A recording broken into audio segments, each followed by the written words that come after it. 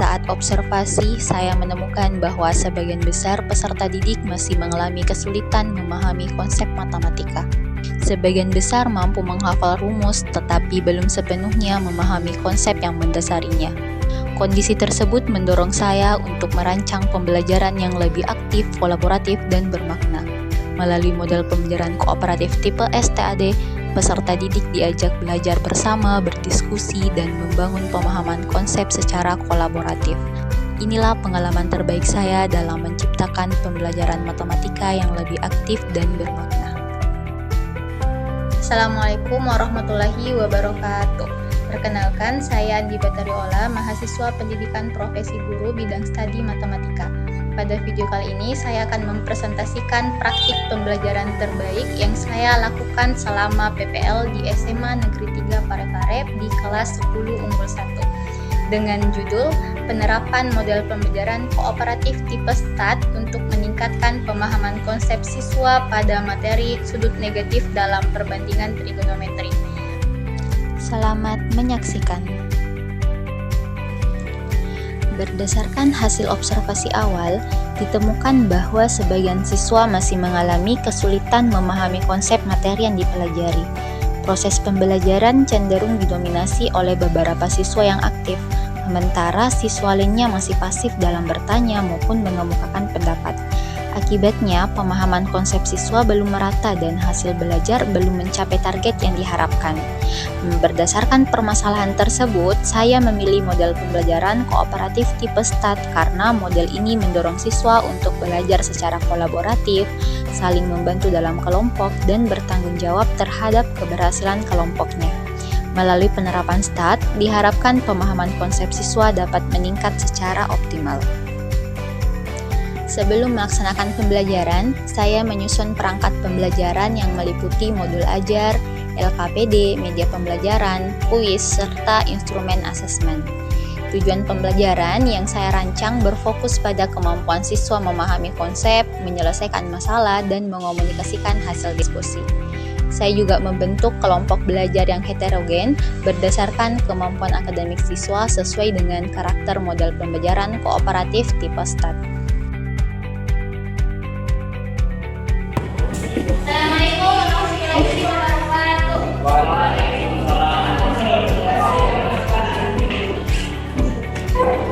Coba sebelum kita belajar, adik itu temannya adik, siapa mau bikin tipe adik? Sedikit bu.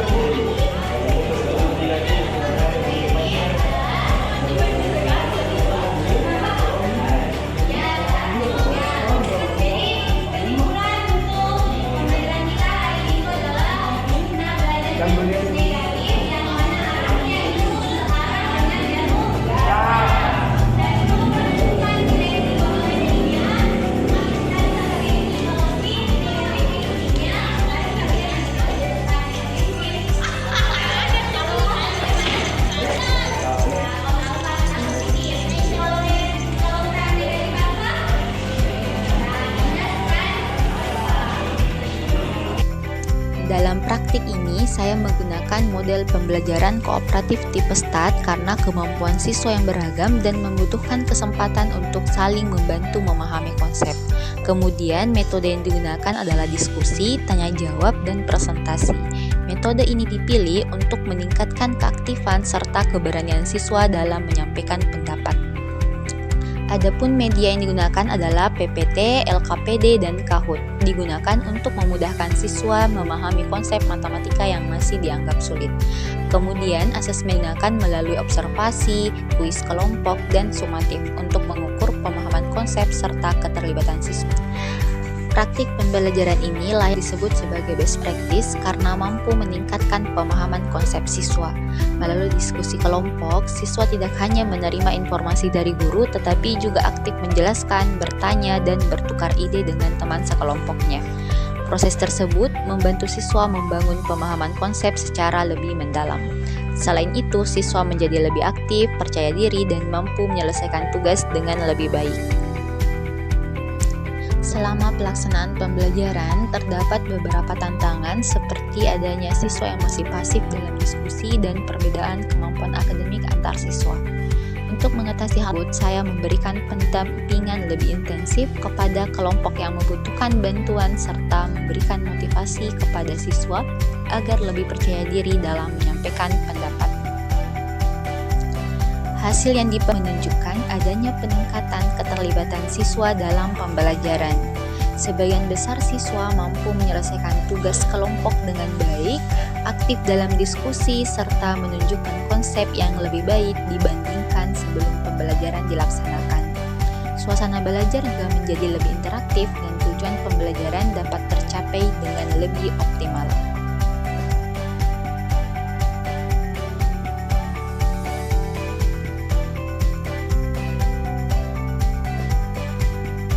Dari praktik pembelajaran ini, saya belajar bahwa keberhasilan suatu pembelajaran tidak hanya ditentukan oleh pemecahan materi saja, tetapi juga oleh kemampuan guru dalam memilih model pembelajaran yang sesuai dengan karakteristik peserta didik.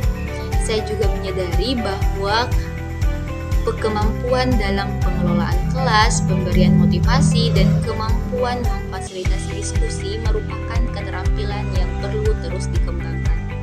Pengalaman ini menjadi bekal berharga saya untuk menjadi guru profesional untuk menciptakan pembelajaran matematika yang aktif, bermakna, dan berpusat pada peserta didik.